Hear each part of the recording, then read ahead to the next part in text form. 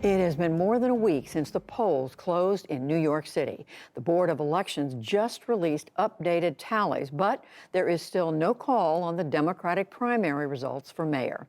One cause for the wait, a new system of voting called ranked choice, which lets voters list up to 5 candidates on their ballot. But the counting took a confusing turn yesterday. Yamiche Alcindor reports. For the New York City Board of Elections, it's been a chaotic 24 hours. Yesterday, on their results webpage, the city posted some unofficial results, including 135,000 new ballots. Those results showed that the lead of the current frontrunner, Eric Adams, had significantly narrowed against his 2 closest competitors, Maya Wiley and Catherine Garcia. But hours later, the city removed those additional ballots. Officials said a software error included sample test votes in the official tally. Here to help us understand what went wrong and what it means for ranked choice voting, I'm joined by Christina Greer. She is a professor of political science at Fordham University.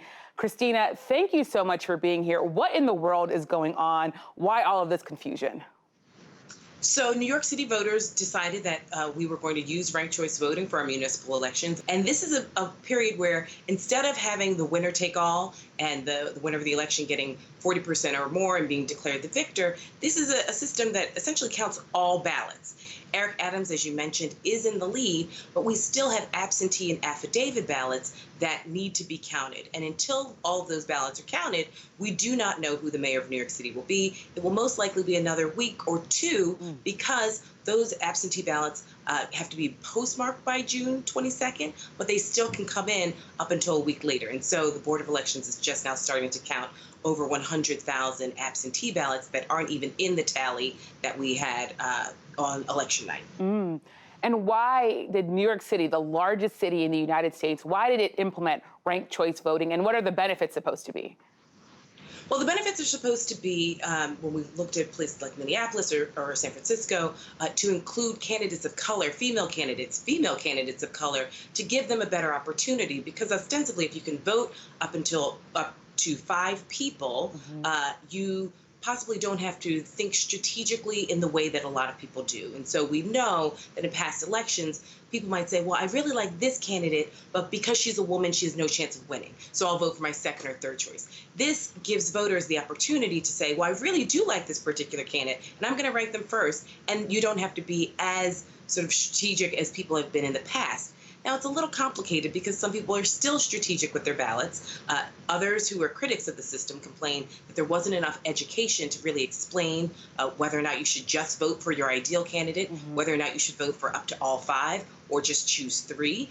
And part of the confusion is that the Board of Elections didn't really want to put out too much literature explaining this process during 2020 because they didn't want to confuse voters, because we did not use ranked choice voting in November of 2020 for the presidential election. And Eric Adams, the front runner right now, he has filed a lawsuit. What's that going to mean for what happens next, and how, and whether or not, I should say, New Yorkers really ultimately trust these results? Right. So filing lawsuits isn't terribly uncommon. Andrew Yang filed a lawsuit well before the election was over, and he came in fourth as of now. Eric Adams, though, is not part of the political class, even though he's been a public servant for quite some time. He has an insider-outsider type status. And so his concern is that, those in power don't necessarily want him to be the 110th mayor of New York.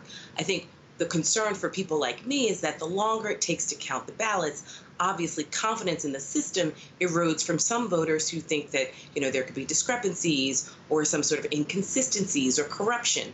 But we're trying to explain to New York City voters, with this complex system, we are a city of almost 9 million people. Even though our turnout is pretty low, it's about 25% of the voting eligible population. It's more important to get it right than to get it fast. How do you see this issue in New York City connecting with the larger conversation we're having nationally when it comes to the false claims of voter fraud, these GOP-backed laws restricting voting? Well, sometimes there's incompetence and sometimes there's fraud. I think right now we're looking at incompetence, and a real restructuring of the Board of Elections in New York City needs to happen, and those are conversations that need to extend well beyond Election Day. Sadly, though, the two have been conflated, and we'll have to have some real conversations, especially depending on who is victorious whenever we get these ballots. It depends on whether or not their opponents actually raise claims of fraud or just inconsistencies. Incompetence, not fraud. We'll keep that going and keep that in mind. Thank you so much, Christina Greer of Fordham University. Thanks, Yamiche.